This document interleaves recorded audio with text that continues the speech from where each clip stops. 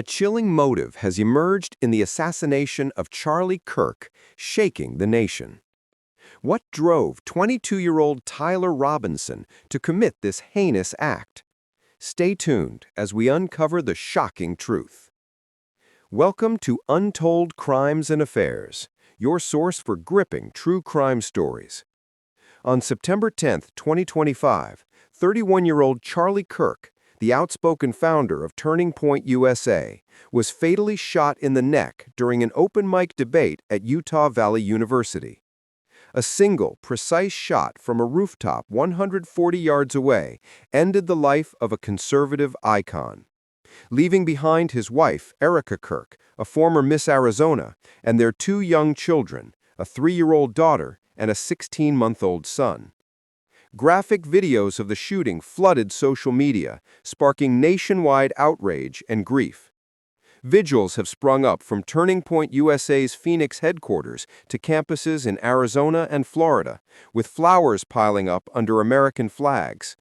President Donald Trump, a close ally of Kirk's, called him a martyr for truth and freedom, ordering flags to half-staff and announcing he'll attend Kirk's funeral. But who is the man accused of this political assassination, and what drove him to such a calculated act? Tyler Robinson, a 22-year-old from Washington, Utah, was arrested late Thursday, September 11, 2025, after a 33-hour manhunt. Living in a $600,000 six-bedroom home with his parents and two younger brothers, Robinson appeared to come from a stable Mormon family.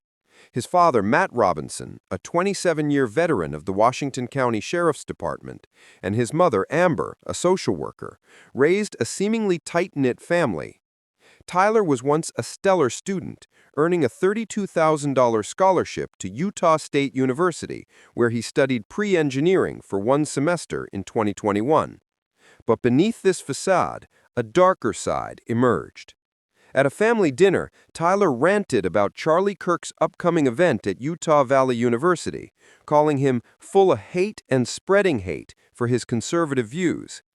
Investigators uncovered a Mauser 30-06 bolt-action rifle found wrapped in a towel near campus, with chilling engravings on its casings. One fired casing read, "Notices, Bulges, Uwo, what's this?" A nod to internet trolling culture.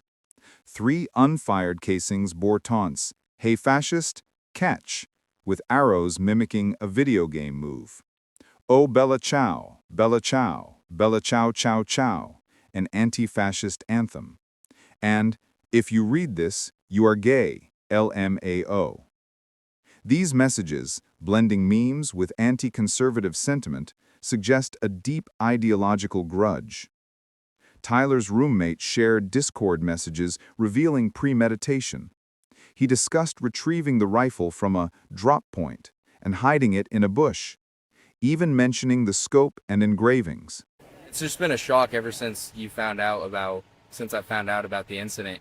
And then I heard that he's from St. George, and I'm like, man, that's crazy. And then I see a picture of him, and I'm like, I know this guy. I've seen him. I'm pretty sure I went to school with him.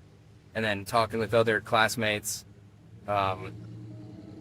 realizing, yeah, like we for sure went to school with him, and I remember where he sat in comparison to me and seeing him every day. From what I remember, he sat by himself in the back of the class. So I don't remember everyone ever sitting next to him.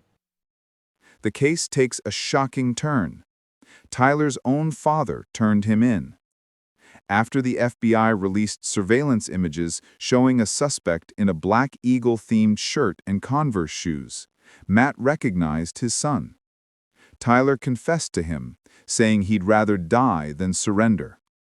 Matt, leveraging his law enforcement ties, contacted a family friend, a youth pastor and court security officer, who alerted the U.S. Marshals. Tyler was apprehended peacefully at home, a stunning betrayal for a family once seen posing happily on vacations. Charlie was shot at 12:23 p.m. on Wednesday.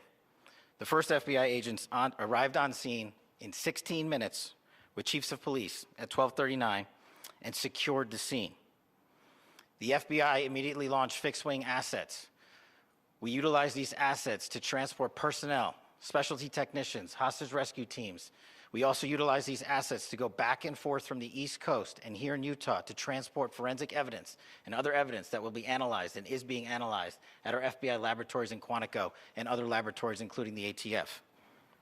And just last night, the suspect was taken into custody at 10 p.m. local time.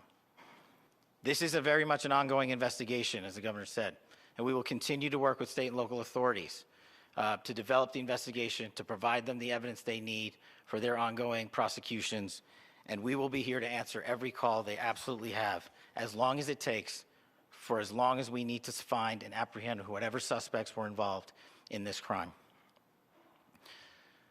Lastly, to my friend Charlie Kirk, rest now, brother. We have the watch, and I'll see you in Valhalla. Social media posts add irony. In 2017, Tyler dressed as Donald Trump for Halloween, grinning beside a friend in a gunman costume. Other photos show him with guns as a child, including an M2 Browning .50 caliber machine gun, and receiving a gun kit for Christmas. How did a kid from a Republican-leaning family, once a Trump fan, end up engraving anti-fascist taunts on bullets? Was it online radicalization through Discord or gaming communities? A personal shift? Or something else? The FBI found palm prints and a Converse shoe imprint at the scene, tying Tyler to the sniper's nest. With over 7,000 tips and facial recognition tech, the case broke wide open. This case raises haunting questions about radicalization in the digital age. Tyler Robinson's journey from a scholarship-winning teen to an alleged assassin, leaving behind meme-laced taunts and anti-fascist rhetoric, points to a calculated ideological attack. Utah Governor Spencer Cox called it a political assassination and a watershed moment, urging Americans to reject political violence. What drove Tyler? Online echo chambers? A personal vendetta? Or something deeper? Share your thoughts in the comments. Should he face the death penalty if convicted, as Cox and Trump have suggested? For Charlie Kirk's family, this is a devastating loss, and Erica Kirk vows to carry on his legacy, making Turning Point USA bigger than ever. If this deep dive gripped you, hit like, subscribe, and turn on notifications for more untold crimes and affairs. Rest in peace, Charlie Kirk. Your voice won't be forgotten.